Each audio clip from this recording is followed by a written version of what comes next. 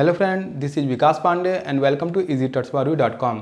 जैसा कि इसके पहले की वीडियो में हमने सिंपल इफ़ और इफ हिल्स के बारे में देखा, आज हम एल्स इफ लेडर के बारे में देखेंगे और इसका प्रोग्राम बनाकर कंप्यूटर पर रन कराकर देखेंगे।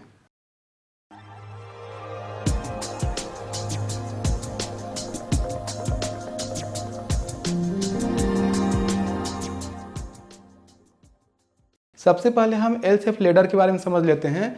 जैसा कि सिंपल इफ में हमारे पास एक कंडीशन होता है और एक ब्लॉक होता है जो कि उसके ट्रू होने पर रन होता है। इफ हिल्स में हमारे पास इसी तरीके से दो ब्लॉक होते हैं, एक ट्रू होने पर और एक फॉल्स होने पर।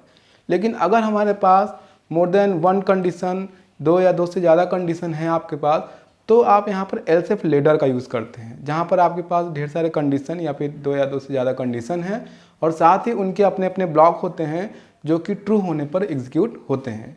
तो इसका हम सिंटैक्स समझ लेते हैं सबसे पहले कि कैसे इसको हम लिखते हैं। इफ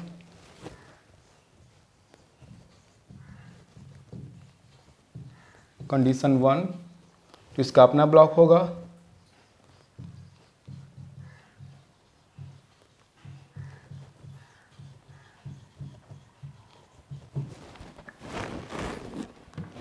इसी तरह से अगर मान लीजिए ये कंडीशन 1 ट्रू होता है तो इसमें लिखा हुआ ब्लॉक एग्जीक्यूट होगा।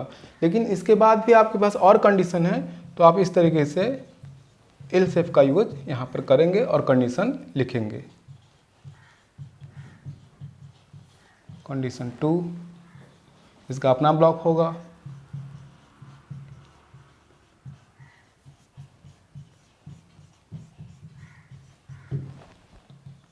और इसी तरह से और भी कंडीशन यहाँ पर हो सकते हैं।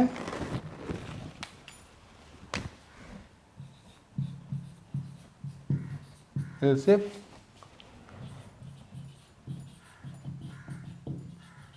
कंडीशन n और उसका अपना ब्लॉक होगा।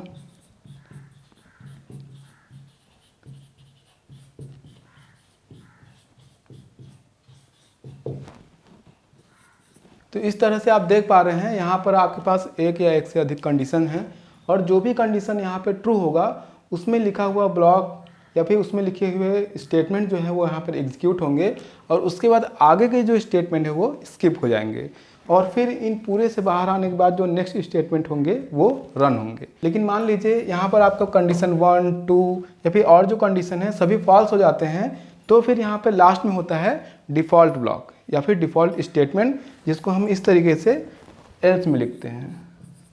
एल्स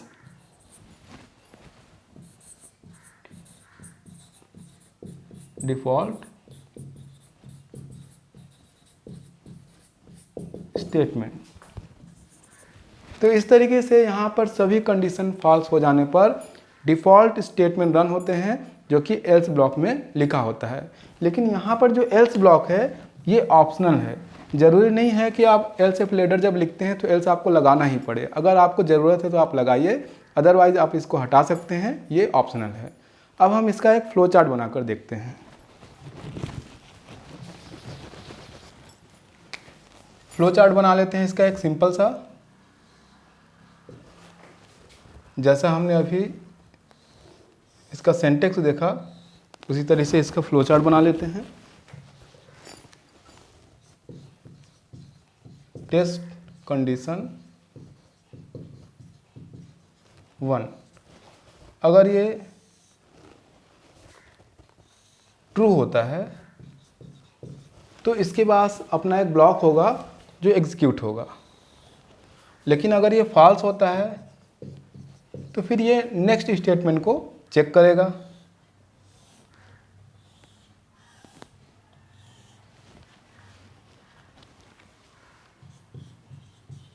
टेस्ट कंडीशन 2, अगर ये ट्रू होता है तो फिर इसके पास अपना ब्लॉक होगा जो रन होगा, और अगर ये फॉल्स होता है तो फिर ये आगे की तरफ इसी तरीके से बढ़ जाएगा।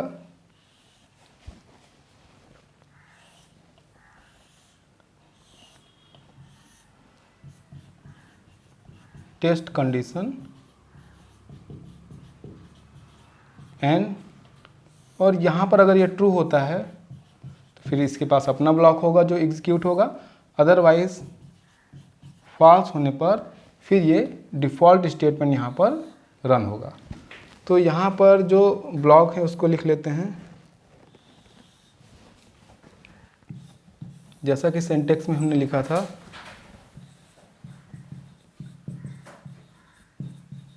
स्टेटमेंट 1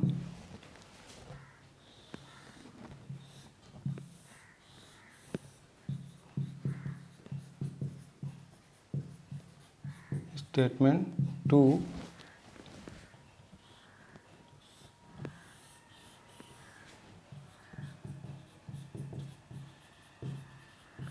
स्टेटमेंट 3 और यहाँ पर होगा डिफ़ॉल्ट स्टेटमेंट।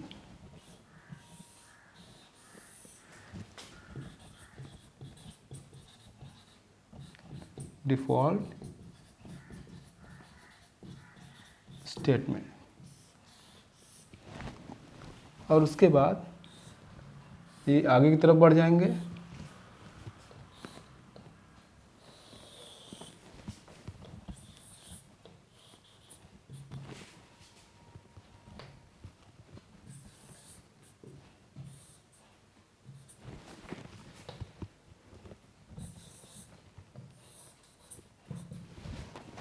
नेक्स्ट स्टेटमेंट इसके बाद जो भी लिखे होंगे वो रन होंगे। Next statement. तो जैसा कि आप यहाँ पर फ्लो चार्ट में देख पा रहे हैं कि हमारे पास अलग अलग कंडीशन यहाँ पर है। कंडीशन अगर ट्रू होता है तो वो अपना ब्लॉक यहाँ पर रन करता है और उसके बाद आगे की तरफ प्रोग्राम बढ़ जाता है। लेकिन अगर कंडीशन फॉल्स होता है तभी वो नेक्स्ट कंडीशन को चेक करता है, फिर फॉल्स होता है तो फिर नेक्स्ट कंडीशन को यहाँ पर चेक करता है। अगर यहाँ पर 1, 2, 3 सभी कंडीशन फॉल्स हो जाते हैं तो फिर यहाँ पर एल्स पार्ट में लिखे गए डिफ़ॉल्ट स्टेटमेंट यहाँ पर रन होते हैं। तो ये फ्लो चार्ट है। अब इसका एक प्रोग्राम हम कंप्यूटर पर बनाकर और रन कराकर इसके लॉजिक को हम समझ लेते हैं।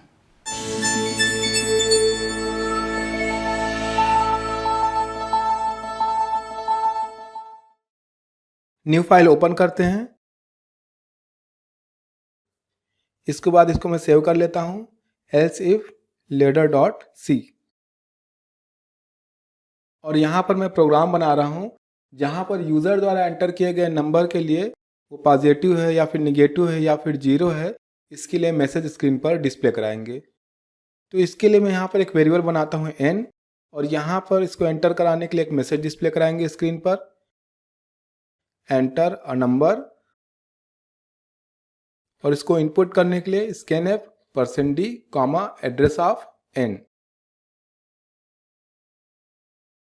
पहले हम यहाँ पर if else का यूज़ करते हैं। यहाँ पर मैं सिंपल कंडीशन लिख रहा हूँ, if n is greater than 0। तो अगर एंटर की गई वैल्यू 0 से बड़ी है तो उसके लिए यहाँ पर स्क्रीन पर मैसेज डिस्प्ले होगा, number is positive. Otherwise else part में हम मैसेज लिखेंगे, नंबर इज निगेटिव।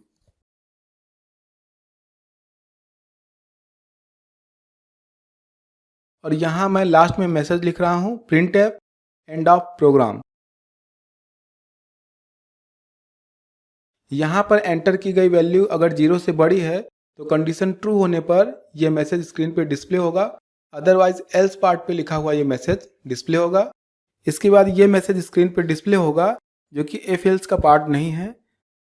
अब प्रोग्राम को कंपाइल करके और रन करके देखते हैं। यहाँ पर हमने पॉजिटिव नंबर एंटर किया है जिसके लिए इफ पार्ट में लिखा गया मैसेज स्क्रीन पे डिस्प्ले हो रहा है। एक बार फिर से प्रोग्राम को रन करके देखते हैं। इस बार हमने यहाँ पर निगेटिव नंबर एंटर किया है जिसके लिए एल्स पार्ट में लिखा हुआ मैसेज यहाँ पर डिस्प्ले हो रहा है। फिर एक बार रन करते हैं। इस बार मैंने यहाँ पर एंटर किया है 0 जिसके लिए एल्स पार्ट में लिखा गया स्टेटमेंट यहाँ पर एग्जीक्यूट हो रहा है, क्योंकि हमने इफ में जो कंडीशन लिखा है नंबर इज ग्रेटर देन 0 वो इस इनपुट के लिए फॉल्स है, इसलिए एल्स पार्ट में लिखा गया स्टेटमेंट यहाँ पर एग्जीक्यूट हुआ है और ये मैसेज यहाँ पर स्क्रीन पर डिस्प्ले हो रहा है। अगर हम 0 के लिए भी स्क्रीन पर मैसेज डिस्प्ले कराना चाहते हैं तो हम यहाँ पर एल्स इफ लैडर का यूज़ करेंगे और यहाँ पर एल्स पार्ट में भी कंडीशन लिखेंगे, if n is less than 0 तो उसके लिए फिर यहाँ पर ये लिखा हुआ मैसेज स्क्रीन पे डिस्प्ले होगा और उसके बाद हम यहाँ पे लिखेंगे एल्स, और एल्स पार्ट में हम मैसेज लिखेंगे नंबर इज 0। अब इस कोड को एक बार देख लेते हैं। तो यहाँ पर एक से ज़्यादा कंडीशन है और उसके लिए अलग अलग स्टेटमेंट हैं। हमने यहाँ पर एल्स लेडर का यूज़ किया हुआ है। अगर हम प्रोग्राम रन कराने पर 0 वैल्यू इनपुट करते हैं तो यहाँ पर फर्स्ट कंडीशन चेक होने पर ये फॉल्स होगा। इसके बाद नेक्स्ट कंडीशन चेक होगा, यहाँ पर ये भी फॉल्स होगा। इसके बाद यहाँ पर एल्स पार्ट में लिखा गया स्टेटमेंट एग्जीक्यूट होगा। इस तरह से आपके प्रोग्राम में अगर 2 या 2 से ज़्यादा और भी कंडीशन है तो आप इस तरीके से एल्स इफ के साथ उसको लिख सकते हैं। अब प्रोग्राम को एक बार फिर कंपाइल और रन करा कर देखते हैं। इस बार मैं इनपुट कर रहा हूँ 0, जिसके लिए यहाँ पर मैसेज डिस्प्ले हो रहा है नंबर इज 0, जो कि एल्स पार्ट में लिखा हुआ मैसेज है। प्रोग्राम को पॉजिटिव और नेगेटिव वैल्यू के साथ भी रन करके देखते हैं। यहाँ मैंने पॉजिटिव नंबर एंटर किया है जिसके लिए मैसेज डिस्प्ले हो रहा है, और यहाँ पर मैंने नेगेटिव नंबर एंटर किया है जिसके लिए यहाँ पर मैसेज डिस्प्ले हो रहा है। एल्स लेडर में एल्स पार्ट ऑप्शनल होता है। अगर प्रोग्राम में इसकी ज़रूरत है तो आप इसको यहाँ पर लिख सकते हैं, अदरवाइज आप इसको यहाँ से रिमूव भी कर सकते हैं। इसको एक बार रिमूव करके और प्रोग्राम को कंपाइल करके देखते हैं। यहाँ पर कोई एरर शो नहीं हो रहा है और प्रोग्राम सक्सेसफुल कंपाइल हो गया है, लेकिन यहाँ पर एल्स पार्ट की ज़रूरत है, इसलिए हम इसको यहाँ पर लिखेंगे। इसी तरह से आपके प्रोग्राम में अगर ज़रूरत हो तो आप इसको लिख सकते हो, अदरवाइज आप इसको रिमूव भी कर सकते हो। तो आज के वीडियो में हमने देखा एल्स लेडर के बारे में, और आगे हम नेस्टेड इफ़ स्टेटमेंट के बारे में देखेंगे और उसको हम समझेंगे। इसी तरीके से हमारे साथ बने रहिए। तब तक के लिए बाय।